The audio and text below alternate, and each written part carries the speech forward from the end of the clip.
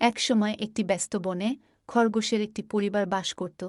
মামা খরগোশ, বাবা খরগোশ এবং তাদের ৩টি ছোট খরগোশ, ফ্লফি, তুলা এবং স্নোবল। এক রৌদ্রোজ্জ্বল সকালে মামা খরগোশ তার বাচ্চাদের চারপাশে জড়ো করেছিলেন এবং তাদের সততার গুরুত্ব সম্পর্কে বলেছিলেন। তিনি একটি দুষ্টু কাঠবিড়ালি সম্পর্কে একটি গল্প শেয়ার করেছিলেন যে বনের অন্যান্য প্রাণীদের থেকে বাদাম চুরি করেছিল। প্রতিদিন কাঠবিড়ালি তার ধন নিয়ে গর্ব করত, কিন্তু গোপনে সে নিজেকে অপরাধী মনে করত।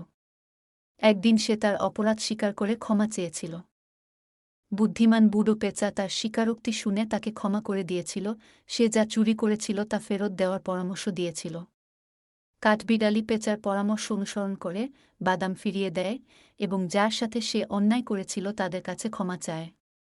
সেই দিন থেকে কাঠবিড়ালিটি তার সততা এবং দয়ার জন্য পরিচিত হয়ে ওঠে।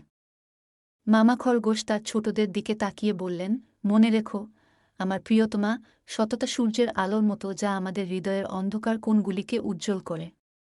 সর্বদা সত্য বেছে নিন, এমনকি যখন এটি কঠিন হয়।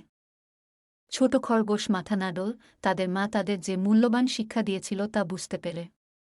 তারপর থেকে তারা বনের সংস্কারকৃত কাঠবিড়ালির মতো সৎ এবং দয়ালু হওয়ার প্রতিশ্রুতি দিয়েছিল। এবং একসাথে তারা সুখের সাথে বসবাস করেছিল। তারা যেখানেই গিয়েছিল সেখানে সততার আলো ছড়িয়েছিল।